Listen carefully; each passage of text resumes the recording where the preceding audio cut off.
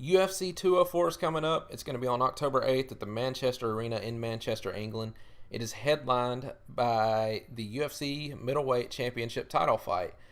And if I would have told you a year or two ago that Michael Bisping would fill in for Chris Weidman on 17 days' notice, have a rematch against Luke Rockhold, and when Luke Rockhold just dominated him in their first fight, and Michael Bisping would go out there and knock Luke Rockhold out and win the UFC Middleweight Championship, you would call me crazy.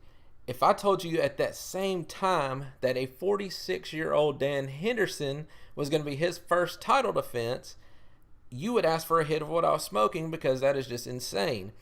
Now, Dan Henderson, he's the number 12 ranked middleweight right now, and he's coming off of a big knockout over Hector Lombard. And, you know, like I said, he's ranked number 12 right now, and, you know, there's more deserving guys for this fight, but these two guys, they've got a past, they've got some history. You know, they had bad blood, they coached against each other on the Ultimate Fighter, and they just showed bad blood the whole time. And they had their fight at UFC 100, and Dan Henderson knocked Michael Bisping's fucking head off, sent his ass into the shadow realm, and that is going to be a highlight reel in the UFC books forever. You know, that is one of the most iconic knockouts in UFC history. Now, Michael Bisping, that has got to be a huge chip on his shoulder. He was the one campaigning for this fight. You know, of course he wants that rematch, and he's got to feel like he can go out there and beat a 46-year-old Dan Henderson. But, you know, here's the thing with Michael Bisping right now. He's kind of got a good case going for him, because USADA comes in, and some of these guys that just looked unstoppable, like they were never going to lose, and there was no holes in their games, they're starting to lose right now. And then you got Michael Bisping that has just campaigned forever that he is just this clean fighter and everybody else is on steroids. He comes out and wins the UFC Middleweight Championship, and, you know, could be a coincidence. I don't know. Michael Bisping saying it is not a coincidence that everybody is on steroids. Now that they're cracking down on it, he finally is getting on a fair playing field, and he is the champion now. Either way, this is going to be a good fight. Dan Henderson, he can knock anybody out at any time. He has some of the heaviest hands in the UFC. Michael Bisping has felt that right hand from him, and another shot after he was out cold. Michael Bisping right now, I just don't see him losing this fight. Dan Henderson, he can go out there, I want to say in the first round, he's got his best shot. You know, he's just 46 years old. He does not have a great gas tank anymore.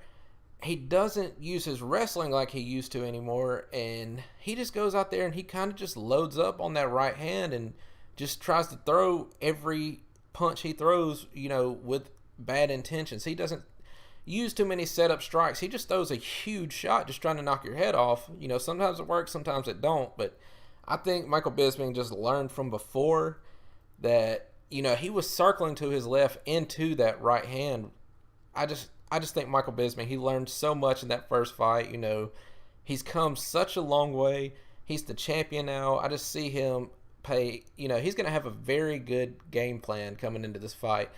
I see Michael Bisping winning probably third round or so. I don't see it going to decision. I see him beating a tired Michael Bisping in third, second round maybe, but Michael Bisping's going to defend his championship in his hometown. We'll see who he's going to get next, because there is a murderer's row waiting for that title shot. All right, the co-main event of the evening is the number 3 ranked middleweight fighter in Vitor Belfort, and he's taking on the number 7 ranked middleweight fighter in Gegard Mousasi. Incredible matchup. I love this matchup.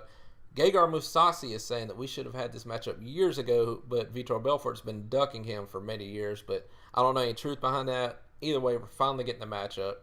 Both of these guys have great stand-up. You know, Vitor Belfort, he is so fast, so powerful. Gegard Mousasi, he is a multi-division dream kickboxing champion. Gegard Mousasi, he's got great judo. Vitor Belfort, he's a black belt in Brazilian Jiu-Jitsu, so great matchup stylistically. Now, Vitor Belfort, he is one of those guys that I was talking about when I was saying that after USADA came around that, you know, these people that just looked unstoppable have become flat, or, just doesn't look the same anymore. Now, Vitor Belfort, when he was on TRT and whatever else he was on, he looked like fucking He-Man, and he looked like he could have gone in any division in, any organization, any weight class, and just ran through whoever almost. He was so scary, knocking everybody out, doing whatever. But after USADA came in and cracked down, and after the UFC banned TRT, he went in and fought Chris Weidman for the middleweight championship, and he had nothing for Chris Weidman. His last fight, he fought Jacare Souza, and Jacare Souza, just dominated him. He had nothing for Jacare Souza, and it seems like now Vitor Belfort, he's going to gas out after that first initial onslaught that he always, he's been notorious for. And Gegard Mousasi, he's that guy that will weather that storm. He's got great kickboxing. He uses his long reach, and he's got a great chin. I just see Gegard Mousasi, he's going to be too technical in his striking, and his ground game, he's got a great ground game. I see Vitor Belfort at the end of the first round, he's going to tire out, and Gegard Mousasi is going to capitalize. I think he's going to win by TKO, late first round, early second round. All right, on to the next fight of the night, and it is the number 5 ranked light heavyweight in Ovince St. Preux versus the number 9 ranked light heavyweight in Jimi Manuwa. If you are watching this fight, just don't blink. These are two very explosive, great striking, hard-hitting light heavyweights, and I don't see it lasting the whole 3 rounds. Now, Ovince St. Preux, he just fought John Jones for the interim light heavyweight championship, and he lost the fight. He looked all right in the fight, but he was fighting John Jones. But either way, Ovince St. Preux, he looked okay, lost the decision. Jimi Manuwa, his last fight was against Anthony Johnson, which I can tell you right now, that just tells you what happened. He got knocked out in the second round in that fight, and very devastating knockout that he's trying to bounce back from, and he's fighting a killer in Ovince St. Preux. OSP, he has great wrestling, great striking. He has a long reach. I want to say it's like an 80-inch reach. He's a tall guy, very athletic. I've got Ovince St. Preux. I want to say he's going to win a decision in this fight. Jimi Manuwa, though, he is a killer, man. I want to say he's got like 13 knockouts on his record, and he's only lost 2 fights, and it was against Alexander Gustafsson and his last fight against Anthony Johnson. But I just think right now, he's just coming off of such a devastating knockout, and I think he's gonna try and play it a little bit more safe. So I don't see him going out there opening up as much. And Ovince St. Preux, I just think he's gonna have a good game plan. Go out there, possibly out wrestle Jimi Manuwa, and I just see him winning the decision. Next up, we got a lightweight matchup, and it is the Ultimate Fighter Brazil 2 winner in Leonardo Santos. He's taking on Adriano Martins. Now, both of these guys, they have great grappling. Leonardo Santos, he has just all kinds of Brazilian Jiu-Jitsu. He's just got so many credentials in that, just won so many different tournaments, got bronze, silver, all kinds of medals in Brazilian Jiu-Jitsu. And Adriano Martins, he's got a brown belt in Judo. He's got a black belt in Brazilian Jiu-Jitsu. Just great matchup. I'm going to pick Adriano Martins in this fight. He's just been around a little bit longer. He's fought bigger name people.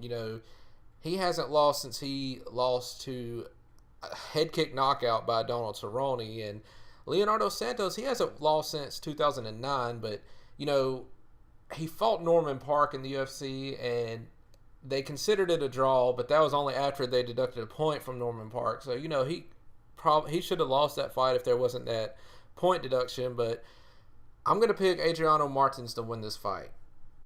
Now on to the Bantamweight division. You've got Iuri Alcântara versus Brad Pickett. And this is a good matchup. I don't see this fight going to decision. I'm going to pick Iuri to win this fight. Brad Pickett's been around for a while. He just dropped back down to the Bantamweight division just a couple fights ago, but he's had just a very up and down career here in the UFC. Iuri, he's had his same thing. He's had just an up and down career, but I just see him being a little bit more well-rounded. I see him finishing Brad Pickett in this fight. All right, another fight in the Bantamweight division is Damian Stasiak taking on Davey Grant. Both of these guys, they're kind of newcomers to the UFC, and Damian Stasiak, he is fighting in his hometown in Manchester, and this guy's got chokes for days. If you go and look at his record, man, he's just won so many fights by either guillotine or a rear naked choke or something, and he's fighting in his hometown. I see him taking home the victory against Davey Grant. Now we got a welterweight fight, and it's two very exciting fighters in Leon Edwards versus Albert Tumenov. Albert Tumenov, you've got to love this guy. He's just so much fun to watch, so heavy-handed, and he was actually trying to campaign to get the fight against Cowboy Cerrone when Robbie Lawler dropped out. Man, he's got to love the balls on that guy, man. He's taking on Leon Edwards. Leon Edwards is no slouch, but I'm a huge fan of Albert Tumenov. I think he's going to go out there and TKO Leon Edwards in this fight. Now we've got, once again, another bantamweight matchup, and it's Ian Entwistle. He's taking on Rob Font. Should be a good matchup, stylistically. Ian Entwistle, he's going to have the better ground game, but I believe Rob Font, he's going to have the better striking, and Ian Entwistle, he's got the advantage of fighting in his hometown. Well, not really his hometown, but he's fighting in England, and he should have some friends and family out there watching, and he's probably going to have the England crowd pulling for him, but I'm going to pick Rob Font to win this fight. He's got just a little bit better resume in MMA, and I think he's going to be the more well-rounded fighter.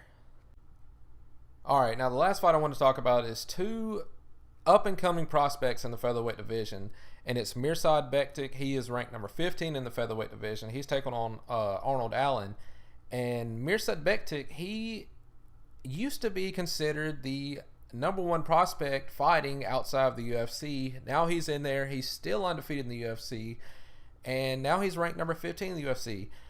Arnold Allen, he's only lost one fight in his MMA career, but I'm going to say Bektic, he's going to take this fight. He's going to keep raising his stock, and he's going to crack into the top 10 here very shortly. But as always, guys, thank you for watching. Keep your eye out for future videos and subscribe so you'll see them come out when they do. And please leave a comment in the comment section. Let me know what you guys think about these fights. Thanks.